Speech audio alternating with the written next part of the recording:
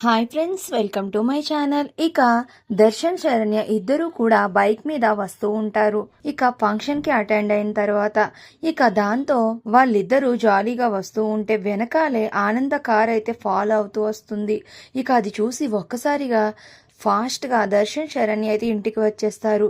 ఇక వచ్చిన వెంటనే శరణ్య దర్శన్ వెనకాలైతే దాక్కుంటుంది. ఏవండి, అత్తయ్య గారు వచ్చేస్తున్నారు, ఇప్పుడు ఎలా అండి అని టెన్షన్ పడుతూ ఇక దర్శన్ వెనకాల దాక్కుని ఉంటుంది. ఇక ఆనంద ఫాస్ట్ గా కార్ దిగి వచ్చి, ఒరే ఏంట్రా నువ్వు చేసేది? ఇంట్లో బంగారు లాంటి పెళ్ళాన్ని పెట్టుకుని నువ్వు వేరే అమ్మాయితో బయట షికారీలు తిరిగి వస్తావా? ముందు నీ వెనకాల దాక్కున్న అమ్మాయిని బయటికి రమ్మను.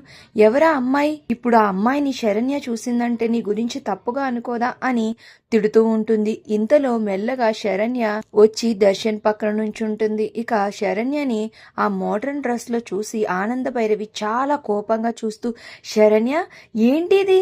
ఏంటి నీ డ్రెస్ ఇలా ఉంది? ఇలాంటి డ్రెస్ నువ్వు వేసుకోవు కదా అని అయితే అంటూ ఉంటుంది. లేదా అత్తయ్య గారు, నేను వేసుకోనని చెప్పాను. ఆయన బలవంతం మీద మీరు తిడతారని తెలిసినా సరే వేసుకోవాల్సి వచ్చింది. నువ్వు ఇలా మారిపోతావని అస్సలు అనుకోలేదు శరణ్య అని ఆనంద అంటూ ఉంటుంది. లేదండి, నేను మారిపోలేదు.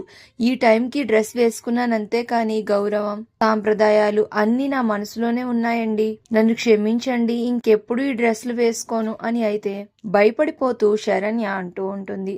ఇక ఒక్కసారిగా ఆనంద భైరవి నవ్వుతుంది. భయపడిపోయావా? సరదాగా అన్నాను. ఈ మోడ్రన్ డ్రెస్లు నువ్వు చాలా క్యూట్గా ఉన్నావు శరణ్య అని అంటూ ఉంటుంది.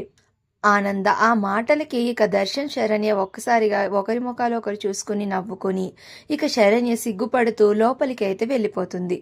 ఇక తరువాత అందరూ కలిసి డైనింగ్ టేబుల్ దగ్గర అయితే కూర్చుని లంచ్ చేస్తూ ఉంటారు.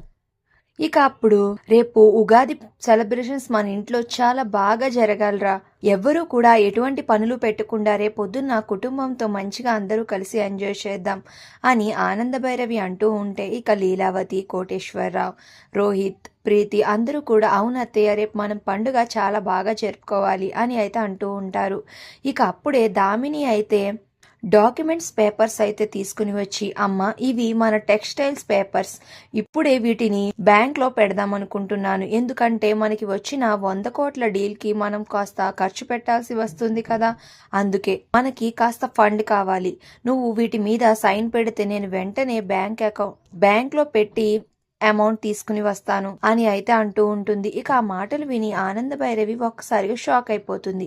ఏంటక్క, ఏం జరుగుతుంది అని అయితే అడుగుతూ ఉంటుంది. ఇక అప్పుడు లీలావతి దామినికి ఒక ఆఫర్ వచ్చిందని, ఆ ఆఫర్ గురించి డీటెయిల్స్ అన్నీ కూడా ఆనంద భైరవికి చెప్తుంది. శరణ్యకి, వాళ్ళందరికీ చెప్తుంది. ఇక అది విని ఒక్కసారిగా వాళ్ళు షాకింగ్ గా అలా చూస్తూ ఉండిపోతారు. ఇక అప్పుడు శరణ్య ఇలా అంటూ ఉంటుంది, అత్తయ్య గారు, ఆ రాజా కంపెనీ అనేది అంత మంచి కంపెనీ ఏమీ కాదు.